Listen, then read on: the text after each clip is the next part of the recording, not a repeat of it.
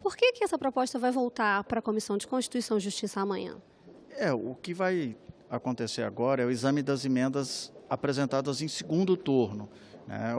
A Constituição exige que as propostas de emenda à Constituição sejam votadas em 2 turnos e o regimento prevê a possibilidade da apresentação de emendas de redação no segundo turno, né? Emendas de mérito não é possível apresentação nesse período, mas as emendas de redação podem ser apresentadas. Então, o relator vai examinar as 11 emendas de redação que foram recebidas nos 3 dias de debate em segundo turno da matéria. E se ele recusar algumas dessas emendas, muda alguma coisa? O que pode mudar na votação de amanhã na CCJ? Em princípio, são exclusivamente emendas de redação, né? Não podem ser emendas que afetem o mérito.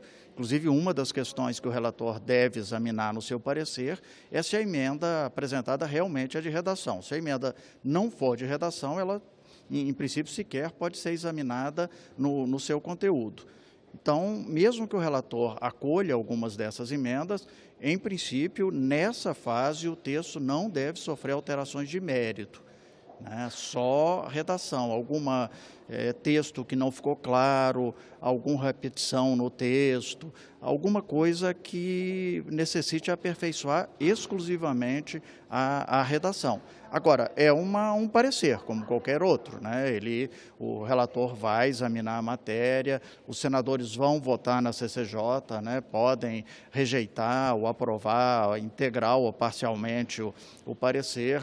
Podem ser apresentados votos em separado, né? Pode haver vista do parecer. É um parecer normal, né? de emendas examinado pela CCJ. Então, pode acontecer alguma coisa amanhã na CCJ que ainda adie essa votação às 14h no plenário? Olha, vai depender da dinâmica, né? Em política é muito difícil a gente antecipar o que vai ocorrer. Mas, como eu comentei, é um parecer normal, né? Ele tem todas as fases regimentais de um parecer. Então, em tese, os membros da CCJ vão discutir o parecer, né? Essa discussão pode se estender aí um prazo maior, podem ser apresentados votos em separado em relação ao parecer e pode ser pedido vista do parecer, né? Vai depender muito da dinâmica política ali, a possibilidade da votação ainda amanhã em segundo turno, né? Está agendado, está prevista essa votação, há uma expectativa de que isso aconteça, né? Há todas as condições para isso acontecer, mas a dinâmica política é imprevisível. Eu acho que o Tiago tem uma pergunta para você lá do estúdio. Tiago? Tenho sim, Isabela. Guerzoni, muito bom dia a você. Bom dia, Tiago. Eu gostaria de saber o seguinte: no primeiro turno de votações houve uma emenda supressiva que deixou de fora da reforma a questão do abono salarial. Eu gostaria de saber se no segundo turno uma emenda supressiva também pode ser considerada uma emenda de redação. Não, a emenda supressiva ela não é de redação, ela é indiscutivelmente de mérito. O que é possível no segundo turno é a apresentação de destaques para votação em separado de partes da proposição que podem levar à supressão dessas partes, né? O regimento não permite a apresentação de emendas que conduzam ao mérito, que alterem o mérito da matéria, inclusive emendas supressivas. Mas é possível a apresentação de destaques para votação em separado. Então, partes da proposição podem ser destacadas e, em princípio, se elas não obtiverem os 49 votos, elas serão rejeitadas no segundo turno. Isso, em tese, pode acontecer. Mais alguma pergunta, Tiago? Não, eu sou satisfeito. Porque eu tenho várias aqui. Então, siga lá. Guerzoni, indo para o plenário, então, você acha que, pela sua experiência, vai ser uma votação longa, demorada, ou já está mais ou menos tudo... já existe um consenso? O que você acha? Eu acho que é uma matéria complexa, tanto técnica como politicamente. Eu acredito que vai ser uma votação não tão simples, né, como é normalmente em matérias em que há consenso. Deve haver um grande debate, né? A oposição tem se mobilizado para apresentar um longo debate em torno do tema e haverá a apresentação de destaques, né? Como eu comentei, é possível a apresentação de destaques para votação em separado de partes do texto, né? O regimento interno prevê que alguns desses destaques, os chamados destaques de bancada, são votados automaticamente, né, não precisam de votação. Pode haver também destaques individuais dos senadores, mas esses dependem da aprovação do requerimento de destaque. Então, é uma sessão que provavelmente vai ter uma duração um pouco maior, né? Em tese, deve ser o único ponto da pauta, né, da sessão de amanhã, e deve ser um pouco mais longo, né? Deve ter um debate importante aí em torno desse tema, tendo em vista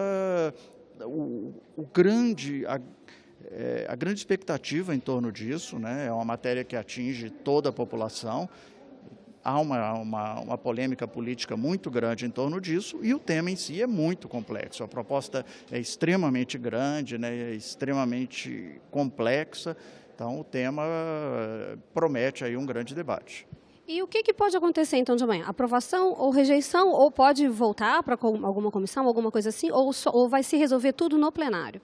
Não, resolve tudo no plenário. A matéria, e claro que ela pode ser rejeitada, né? Nós temos precedentes de proposta de emenda à Constituição que foram aprovadas em primeiro turno e rejeitadas integralmente no segundo turno, né? Haverá inicialmente a votação do texto principal. Se esse texto não obtiver 49 votos, a matéria vai ao arquivo diretamente. Aí nós teremos a votação dos destaques. Se os destaques forem destaques supressivos, que não alterem o mérito da matéria, que é o único, que sejam autônomos, desculpa, elas vão alterar o mérito, mas que sejam autônomos, esses destaques podem ser admitidos, serão votados, e se não obtiverem 49 votos, a parte do texto destacada não entra na proposta. E o que resultar disso, né, ou seja, a proposta aprovada e os destaques aprovados, irão à promulgação. Então pode se estender ainda a sessão pela aprovação desses destaques? Sim, certamente haverá apresentação de destaques, pelo menos pelos partidos de oposição. Há essa expectativa. Então deve ser votado o texto principal, né, obtido os 49 votos desse texto principal, passa-se a votação dos destaques, né, e cada destaque será votado separadamente, e para que aquela parte do texto seja aprovada, né, seja incorporada ao texto, cada uma dessas partes também tem que ter o voto de 3/5 dos membros do Senado.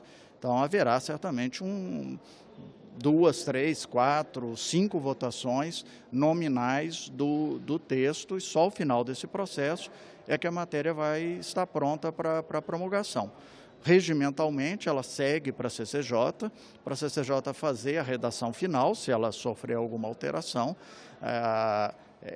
Isso pode ser feito na própria sessão, né? Há vários precedentes de ser feito diretamente na própria sessão, mas a CCJ tem até 3 dias para fazer essa redação final, e só após a aprovação dessa redação final, aí por maioria simples, é que a matéria pode seguir para a promulgação.